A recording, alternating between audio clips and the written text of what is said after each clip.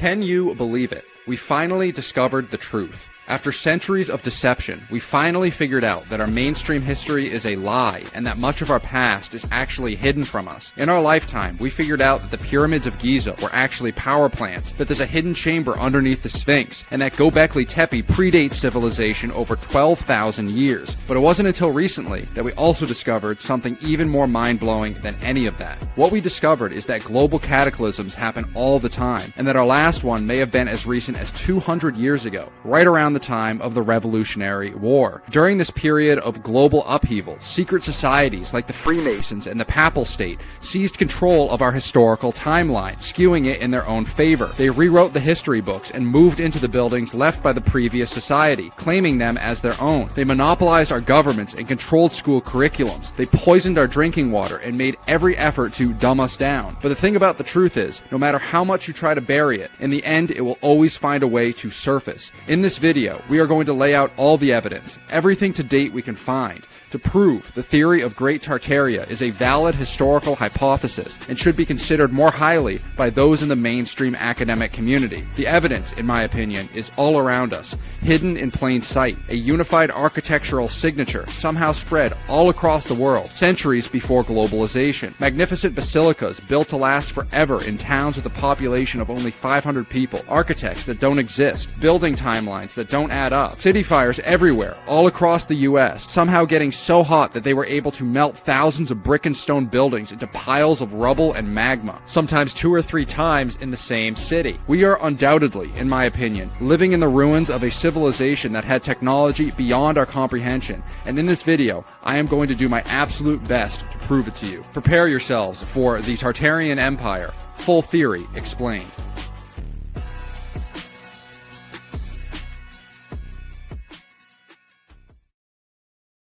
Before we begin, shout out to our sponsors on Patreon. You're all awesome and make this kind of content possible. I appreciate your support very much. I'm also on X, formerly known as Twitter, and will be on Rumble very, very soon. I also need to give a shout out, in no particular order, to some of the channels that inspired me to create the short documentary. Lucius Aurelian, My Lunch Break, and John Levi. These guys are great, and I would highly recommend you go and subscribe to their channels. Now, let's begin with the show.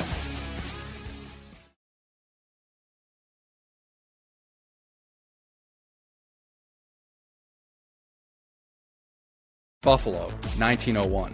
Live babies are on display in incubators at the Pan American Exposition, one of America's many World's Fair events. These infants were also on display in St. Louis in 1904, the World's Fair of Chicago of 1934, as well as many other locations. What is going on here? Why were these newborn children taken away from their mothers at birth, shipped in from hospitals all around the country to be displayed to complete strangers? What mother would agree to this? American schools will tell you that this operation was carried out by Dr. Martin Coney, and that the babies were not up for adoption, but were instead displayed to show off the effectiveness of the incubator. However, this is where the mainstream narrative starts to fall apart. We are told that the mothers agreed for their children to be taken away temporarily in order to be displayed at the World's Fair, hundreds of miles away. However, we have concrete proof that in many cases, these babies were actually orphans and were, in fact, up for adoption. Take a look at this newspaper article from the 1904 St. Louis World's Fair, which states, "Orphans and waifs are taken care of under the roof of the incubator building until they are either adopted or placed into the Bayless ward of an orphan's home."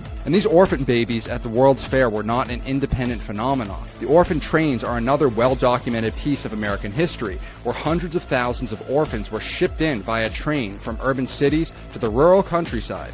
And at each stop, local townspeople would gather to look at the children and decide which ones they wanted to take home. Did you ever wonder how these farming families in the Midwest got so large?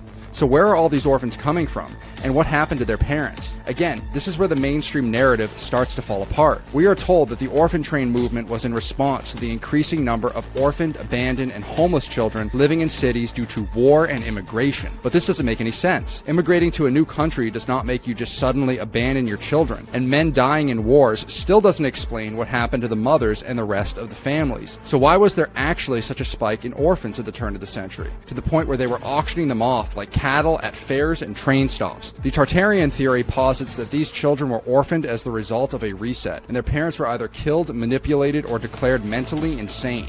While that may sound far-fetched at first, consider all the wars and chaos that was going on in the 17 and 1800s. There were some massive power vacuums created during this time frame, with the Napoleonic Wars going on in Europe and the Civil War going on in the US, to name a few. Is it really so far-fetched to think that history could have been manipulated by the victors of these conflicts, capitalizing on the intense socio-political turmoil caused by these wars? Also consider the fact that insane asylums were popping out of nowhere at the turn of the century. At their peak, over 500,000 Americans were admitted to these asylums concurrently. That's over 1% of the total U.S. population at the time. Why were so many people losing their minds all at once? Could it have really been that we went through a reset, and these asylums were made for those who remembered the truth about our past or refused to comply with the new timeline? It is well cited that individuals were often admitted to these asylums against their wills, and once inside were treated cruelly, subjected to solitary confinement, hypnosis, experimental medications, and in many cases were even forcibly lobotomized. And if you thought all that was crazy, just wait until we get to the next segment. Are you ready to have your mind blown?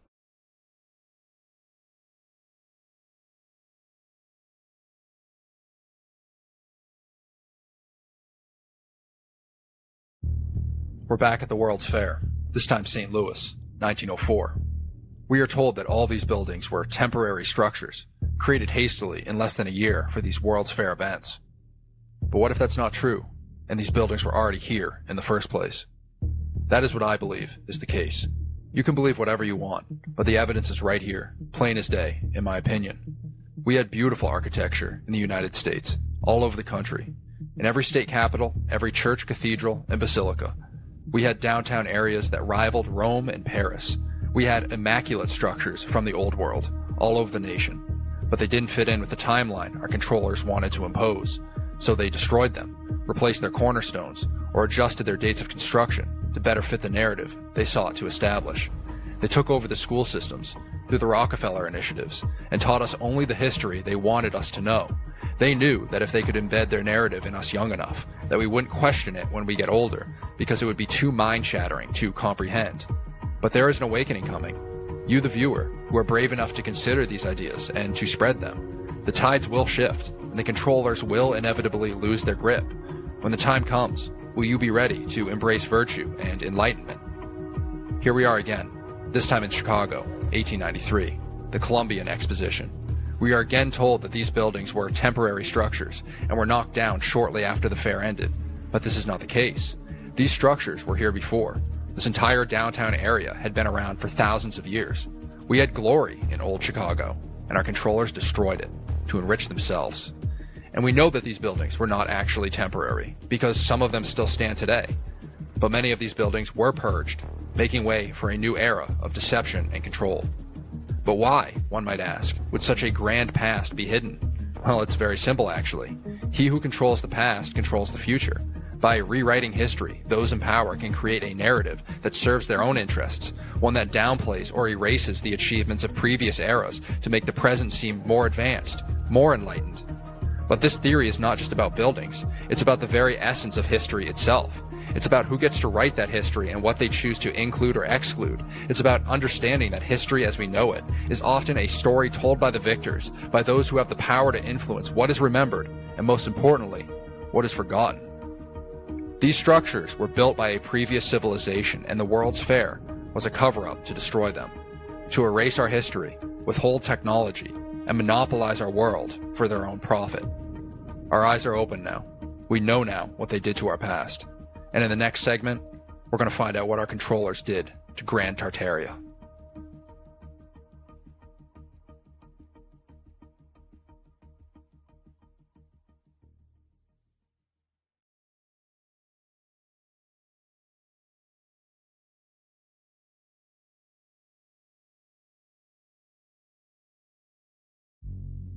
Have you ever seen these old maps that depict Tartaria on them as the preeminent power of Eurasia and the Middle East?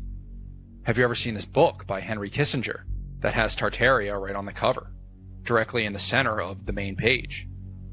What about this declassified CIA document which discusses Tartaria and the manipulation of its history? Can you believe that they tried to erase the history of an entire civilization, one that undoubtedly had significant influence on global society? An entire empire covered up by our controllers. Where was our lesson about Tartaria in grade school? Well, we didn't have one. And that's because the Rockefellers bought out the public school system to teach us only the history they wanted us to know. Tartaria was an empire, and its symbol was a griffin or a wyvern. This is well documented in old posters and photographs. What's more is we see on the Russian imperial flag a griffin or wyvern being stabbed by St. George on a horse, a clear metaphor for the Papal State's victory over Tartaria. Again, you can believe whatever you want to believe, but to me, this is clear evidence that we are being lied to and manipulated. What was the Tartarian Empire, and why did they want to cover it up so badly? This theory posits that the Tartarians possessed a technology that our controllers do not want us to know about. This hidden knowledge, according to some researchers, is deeply embedded into the architectural marvels attributed to Tartaria, particularly in the construction of Old World churches.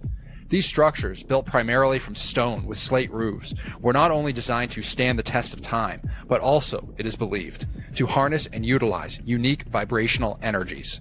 One key aspect of this architectural ingenuity lies in the concept of resonance frequencies encoded into the stained glass windows, the pipe organs, the bell towers, and spires on top of these churches and cathedrals. It is theorized that these builders had an advanced understanding of how sound frequencies could influence both matter and consciousness. Bell towers of these churches, often seen as mere religious symbols, might have played a crucial role in this context. By tuning the bells to specific frequencies, it is speculated that these towers could generate resonant vibrations capable of producing various beneficial effects, ranging from healing to enhancing spiritual experiences. Furthermore, the use of sacred geometry in the design of these structures is another intriguing element. Sacred geometry, a concept found in various ancient civilizations, involves the use of particular geometric proportions and shapes believed to embody a deeper spiritual significance. In the context of Tartarian architecture, these geometric principles could have been applied to align the buildings with cosmic energies or ley lines, thereby magnifying their supposed energetic properties. The durability and longevity of these constructions are also noteworthy. The choice of materials, stone and slate, was not arbitrary. Stone, with its dense and stable structure, is an excellent medium for conducting and storing vibrational energies. Meanwhile, slate roofs, beyond their practical weather-resistant qualities, might have been chosen for their potential to interact with electromagnetic fields, a concept not fully understood in modern times. In piecing together this puzzle, one cannot help but wonder about the true extent of the knowledge possessed by the Tartarians. If indeed these theories hold any truth, the implications are profound. Not only would it mean that our understanding of history is incomplete, but it also points to the existence of a forgotten technology, one that harmonized architectural mastery with the subtle energies of the natural world. The suppression of such knowledge could be seen as an attempt to maintain control over technological narratives and, by extension, over society itself. As we continue to unravel the mysteries of the past, it becomes increasingly clear that history is not always as straightforward as it is presented. The legacy of the Tartarian Empire, shrouded in obscurity and speculation, challenges us to look beyond conventional narratives and consider the possibilities of a lost, advanced civilization.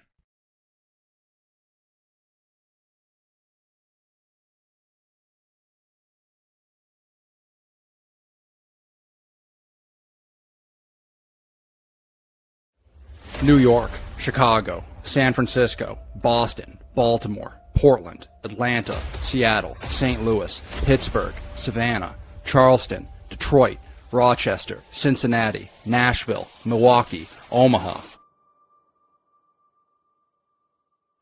How did every single city across America manage to burn to the ground within 1 century? This makes no sense at all. The buildings of this era were mostly made out of stone and steel. Our buildings today are made out of wood and plaster. When is the last time you heard of an entire city melting to ashes?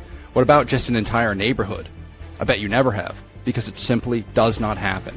The truth is, these were not accidental fires that destroyed these cities. The cause was not a cow that tipped over a lantern in a barn. This was a deliberate attack. What do you see when you look at these pictures? Do you see the aftermath of a fire or something more? Is there something we are not being told? Well, of course there is. We have been lied to for centuries in order to cover up the truth. Our past was more glorious than anyone ever knew, and it has been kept from us until now. 2024 will mark an age of reawakening, where the people of this planet will finally begin to understand what needs to be done in order to restore the world. In order to achieve enlightenment, restore the old world technology, and bring about a new renaissance, we need to work together to study cymatics, sacred geometry, wireless electricity, and never ask for a cent of profit. I hereby dedicate my life to the research and rediscovery of the old world technology, and I know that, in the end, we will achieve our goal. We will study the Egyptians, the Tartarians, the ancient Sumerians, and others who have been given the seeds of knowledge in the past, and we will, once again, cast off our chains. Humanity will no longer be held back by controllers who wish to profit at our expense. We will no longer be slaves to a system of deception and greed. We will restore the world to a state of enlightenment and virtue, and we will ascend to heights never before dreamed. The controllers want us to believe that these immaculate structures were built in less than a year in towns with a population under 1,000. These are just a few examples. Find any cathedral in America that was supposedly built in the 1800s. You will find the fire narrative in every single one of them. You will find ridiculous building time frames of oftentimes less than a year. You will find architects and building companies that do not exist, and you will know the truth. But be warned, once you have eyes to see, you will never go back. You will never look at these buildings the same way, and you will realize that you were destined for so much more than what we've been told.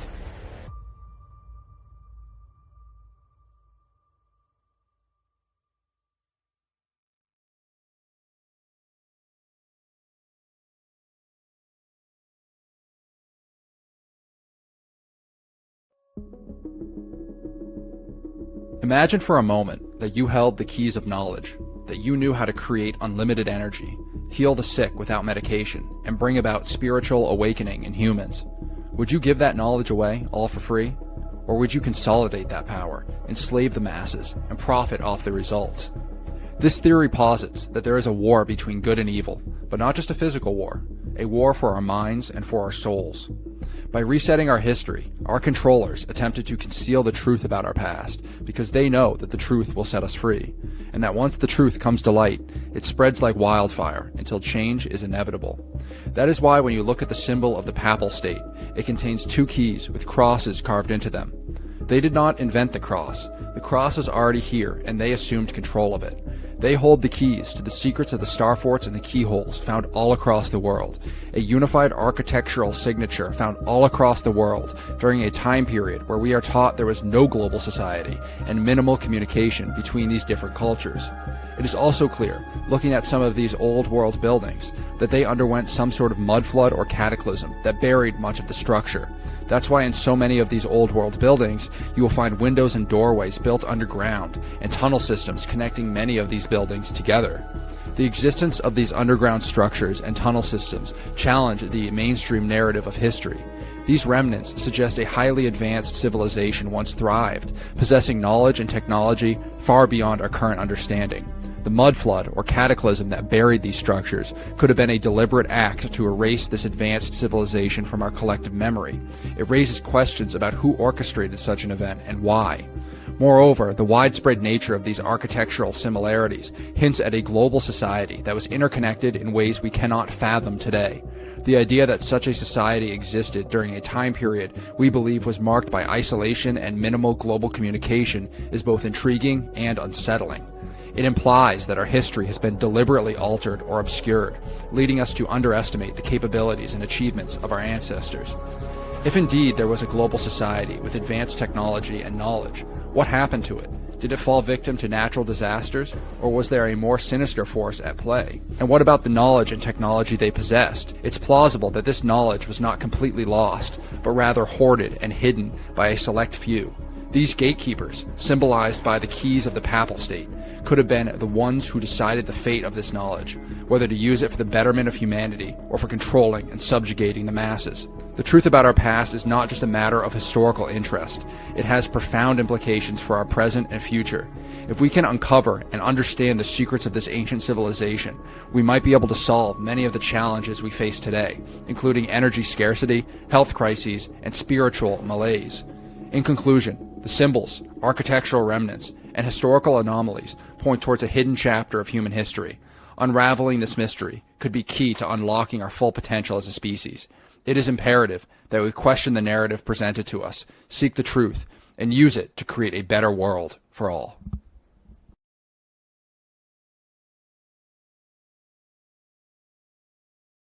I know I just threw a lot of information at you guys, and if this is the first time you are hearing about the Tartarian theory, I don't expect you to understand everything at first. In fact, none of us truly know for certain what the mysteries of our past hold, and it's impossible to cover everything in just one video, especially because more and more discoveries are being unearthed every day with the continued rise of the internet and artificial intelligence. On your screen now are some topics that I did not cover in today's video, but please let me know in the comment section below which subjects you would like to see covered next. I do believe that through prayer and positive visualization, coupled with our real-world efforts, we can eventually rediscover and even reverse engineer the ancient technologies that once were. In pursuing this quest, we must proceed with caution and awareness, recognizing the immense power of this knowledge. It's akin to a double-edged sword, capable of being wielded for benevolent purposes or malevolent ends alike. This is why it's imperative that we maintain a balance of wonder and responsibility, ensuring that our discoveries are harnessed for the greater good of humanity in mind, and that we conduct ourselves with integrity and wisdom in this pursuit. In light of this, the remainder of this video will serve as a repository for the Tartaria subreddit. I've noticed an increasing influx of skeptics on the site, and there's a growing concern that this rich collection of theories and discussions might one day face permanent closure. I hope I am wrong, but I do feel that our days on this subreddit may be numbered. Contribute while you can. Thank you for watching, everybody. God bless.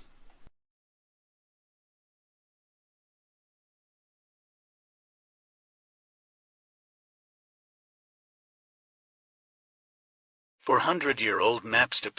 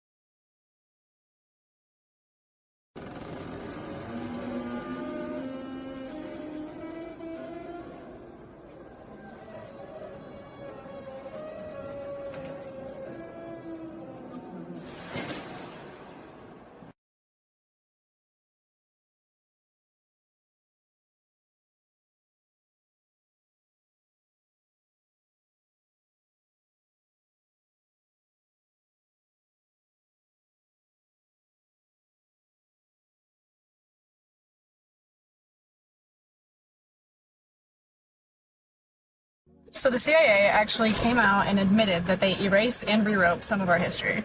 And that history is of the Tartarian Empire. So Tartaria was thought to be a global and technologically advanced civilization that existed way before the 1800s up until the 1900s, where it was wiped out by a Great Reset, aka the Mud Flood. Then it was completely erased from the history books and rewritten in order to hide us from the truth. Now I know this sounds crazy and you're probably already running into the comments to call me some name, but I brought the receipts.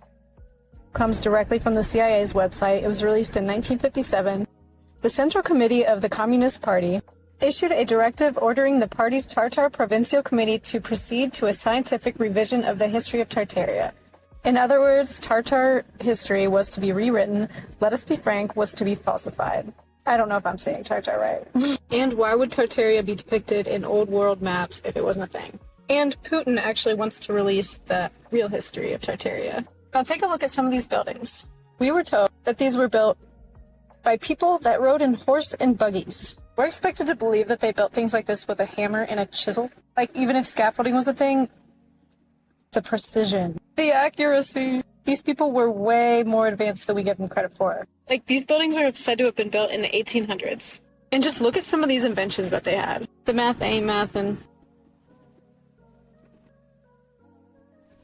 Now, this civilization was thought to have been wiped out by a huge flood that buried it in feet of mud, which was also known as the Mud Flood. And that is why we see so many buildings that look like they have just been buried, or that have basement windows and doors. And this would be kind of a stretch if they didn't dig up the buildings and find that they were in fact buried.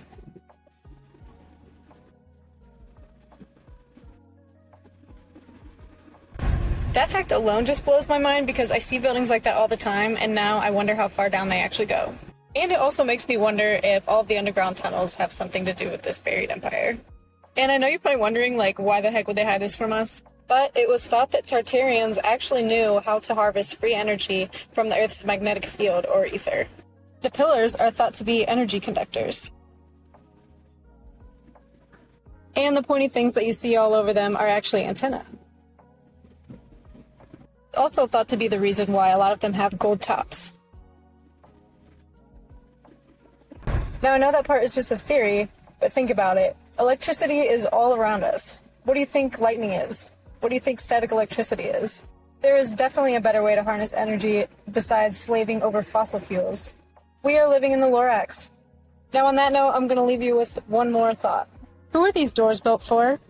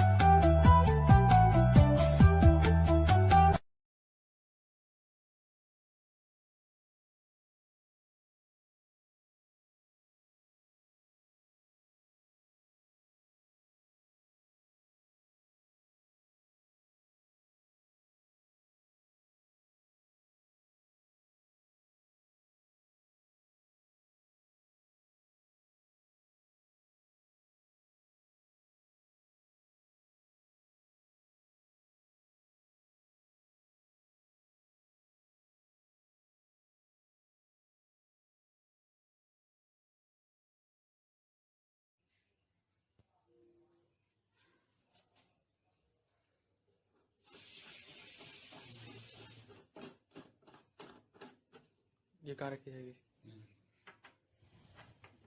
लगाना इसमें आग लगाओ।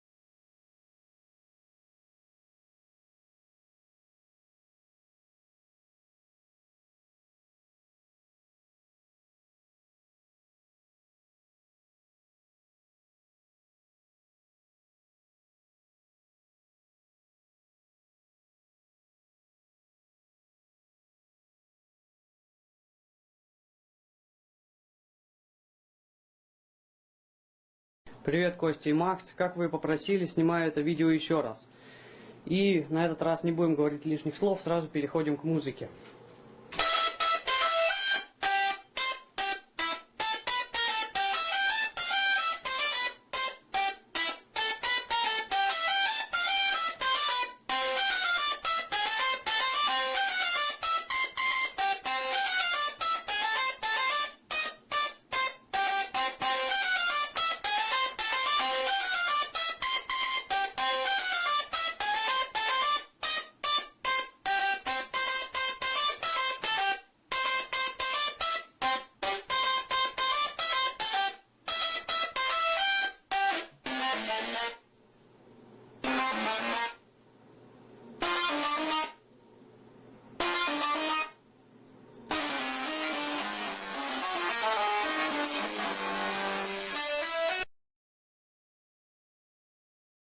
This is the real entrance to London Bridge. Most people pass by every day and have no idea that this is all that remains of London's most important landmark. London Bridge is the reason London exists. The Romans picked this very spot to start their new city. They picked the narrowest part of the river, built a bridge, and created Londinium. And this is what the proper medieval London Bridge looked like. It had actual houses and shops and a church in the middle of the river. It may not have been very practical, but it was iconic. By the 18th century, these dark, narrow passageways under decaying medieval buildings just became too much of a hassle, and the foundations were crumbling beneath them. And that's where we got the song, London Bridge is falling down. So it was time to rebuild, and the last trace of the old London Bridge is right here. The pedestrian entrance built into the tower of St. Magnus the Martyr's Church. Thousands would have passed underneath this arch and its glorious clock every single day. They even have leftovers from the medieval stone bridge and the Romans' wooden bridge right here. When building the new bridge to ease the strain of traffic, they built the new bridge slightly to the left of the old one. You can see clearly on the map how the old streets line up perfectly with the entryway to the bridge and St. Magnus. And right beside it, a new London Bridge was opened in 1831, and then again in the 1960s. And it's so bland. I mean, it's brutalist architecture, which is purposefully bland, but why have this when you can have that? London Bridge is now the worst bridge in London. It's purposely devoid of any beauty. That's why tourists think that the grand decorative tower bridge is London Bridge. Because why would we have commemorated the birthplace of our city with a sad slab of grey, anonymous cement? Sorry, I'm just mad. Let the new London Bridge be bland for the masses. But you and me will always know about Magnus.